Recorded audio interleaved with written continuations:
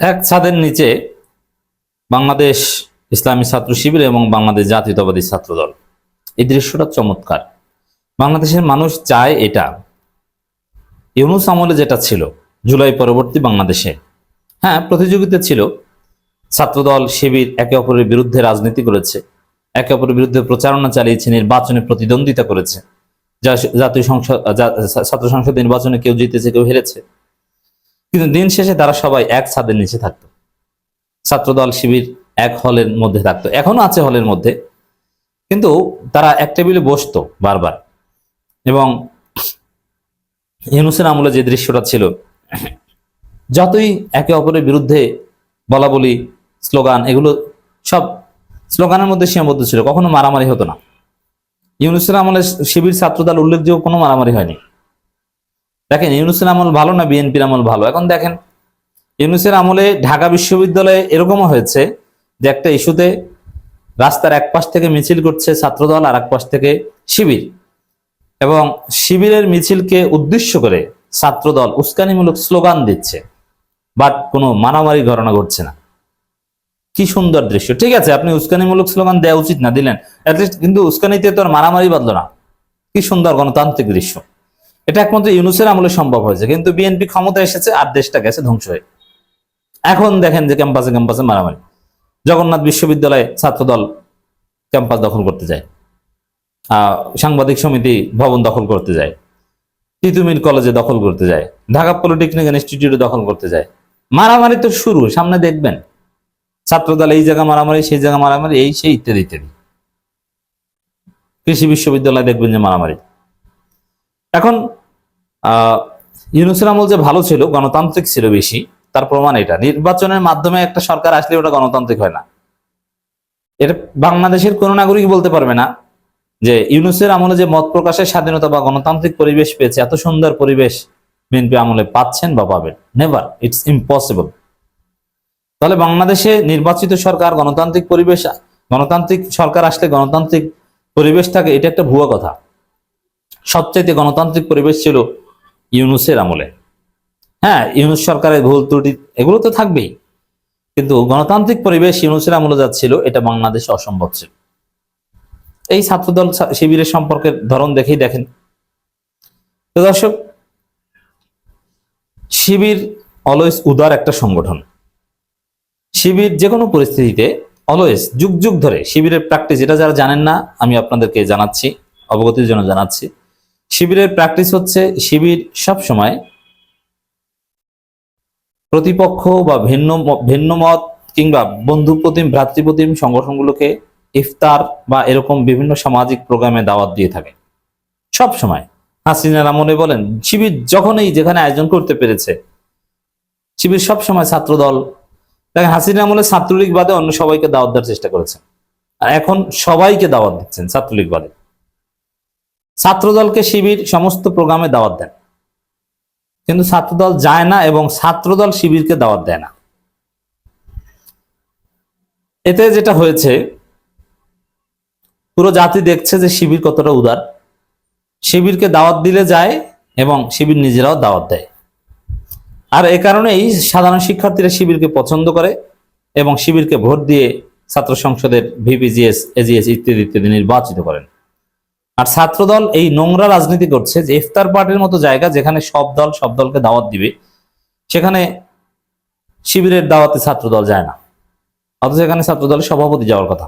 অন্যান্য ছাত্র সংগঠনের সভাপতি যায়, কিন্তু ছাত্রদল যায় না, কেউ যায় না। এটা হচ্ছে নোংরামি। আর এই নোংরামি করে বলেই ওরা ভোট পায় না, ওরা জিততে পারে না। দেখেন তারেক রহমান তো জামাতের ইফতার মাহফিলে গিয়েছে, তারেক রহমান প্রধানমন্ত্রী হয়েছে।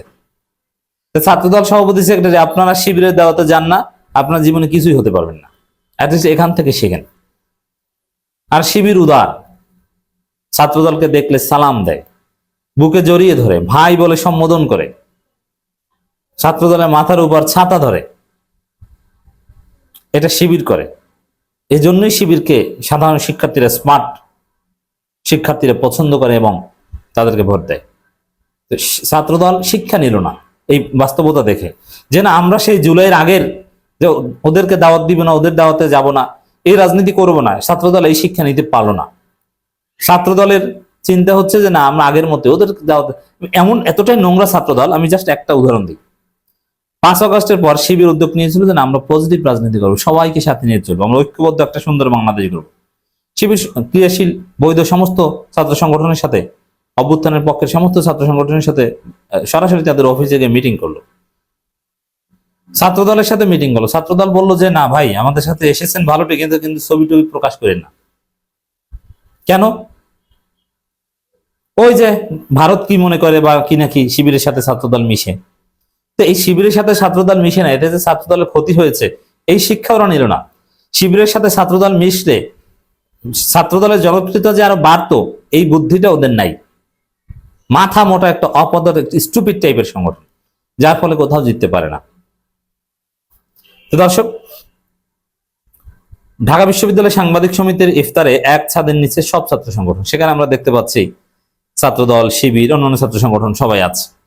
এই দৃশ্যটা যদি আমরা নিয়মিত দেখতাম তাহলে ছাত্র রাজনীতি ইউনূসের আমলের মতো থাকতো। কিন্তু ছাত্রদল উল্টাপাল্টা কাজ করে এই পরিবেশ নষ্ট করছে এবং ইউনূসের আমলের রাজনীতি হয়তো আমরা দেখতে পাবো না। ছাত্রদল ক্যাম্পাসে সমাজে বিভেদ সৃষ্টি করছে, তারা হিংসার বীজ বপন করছে, তারা প্রতিহিংসা ছড়াচ্ছে। ছাত্রদলের ইতর থার্ড ক্লাস অশিক্ষিত সন্ত্রাসীরা ওই ওই এই একদম এই ইতরগুলো নাকি বিশ্ববিদ্যালয়ে পড়ে, সন্ত্রাসীগুলো নাকি বিশ্ববিদ্যালয়ে পড়ে, স্লোগান দেয়। জগন্নাথ বিশ্ববিদ্যালয়ের শাখা ছাত্রদলের নেতা স্লোগান দেয় একটা একটা শিবিরদের ধরে ধরে যাবে। আপনি চিন্তা করেন কতটা জঙ্গিবাদী মানসিকতার হলে, কতটা নিম্ন শ্রেণীর মানসিকতা হলে এই স্লোগান দিতে পারে একটা গণতান্ত্রিক বাংলাদেশে একটা একটা শিবিরদার ধৈর্য ধীরে ড্যাশ ড্যাশ করে। চিন্তা করেন, এটা করেছে এই ছাত্রদল, বাংলাদেশকে অস্থির করে তুলছে। তো দর্শক, ঢাকা বিশ্ববিদ্যালয়ের ক্রিয়াশীল বিভিন্ন রাজনৈতিক ছাত্র সংগঠনের শীর্ষ নেতা এবং বিশ্ববিদ্যালয় প্রশাসনের অংশগ্রহণে আলোচনা সভা ইফতার মাহফিল আয়োজন করেছে ঢাকা বিশ্ববিদ্যালয় সাংবাদিক সমিতি ডুজা। এতে প্রায় 20টি ছাত্র সংগঠন কেন্দ্রীয় ও ঢাকা বিশ্ববিদ্যালয় শাখার নেতারা এক ছাদের নিচে অংশ নেন। বিশ্ববিদ্যালয়ের ছাত্র শিক্ষক কেন্দ্র মানে টিএসসি মিলনায়তনে গণতন্ত্রের পুনরুদ্ধার প্রত্যাশিত শিক্ষাঙ্গন শীর্ষক আলোচনা সভা ইফতার মাহফিলে অনুষ্ঠিত হয়। ঢাকা বিশ্ববিদ্যালয় সাংবাদিক সমিতির সভাপতি মহিউদ্দিন মুজাহিদ মাহির সভাপতিত্বে এবং সাধারণ সম্পাদক মাহাদি হাসানের সঞ্চালনে অনুষ্ঠানটি পরিচালিত হয়। অনুষ্ঠানের প্রধান অতিথির বক্তব্যে ঢাকা বিশ্ববিদ্যালয় উপাচার্য অধ্যাপক ডক্টর নিয়াজ আহমেদ তিনি কথা বলেন, আরো অনেকে কথা বলেন। এখানে আমরা দেখতে পাচ্ছি যে স্টেজে সবচেয়ে গুরুত্বপূর্ণ চেয়ারে নিয়াজ আহমেদ, তার পাশে আশেপাশে আছে। আর স্টেজে ছাত্র নেতাদের মধ্যে থেকে সাদিক কাইমকেই দেখি, অন্য কেউ সম্ভবত চান্স পায়নি বা চান্স পাওয়ার কথা না। রাকিব, নাসির আছেন, মহিউদ্দিন, শিবিরের আরো অনেক নেতারা ছিলেন। তো চমৎকার দৃশ্য। কিন্তু ছাত্রদল সেই পুরনো রাজনীতির পুরনো সংস্কৃতি জিয়ে রাখছে এবং বাংলাদেশের পরিস্থিতি নষ্ট করছে, ক্যাম্পাসগুলোতে শিক্ষার পরিবেশ নষ্ট করছে। ছাত্রদল জঙ্গিবাদী স্লোগান দিচ্ছে একটা একটা শিবির ধর, ধীরে ধীরে ড্যাশ ড্যাশ কর। অ্যাটলিস্ট এই পাশাপাশি ইফতার করার মধ্য দিয়ে আমরা আশা করতে চাই যে ছাত্রদলের কিছুটা বোধোদয় হোক।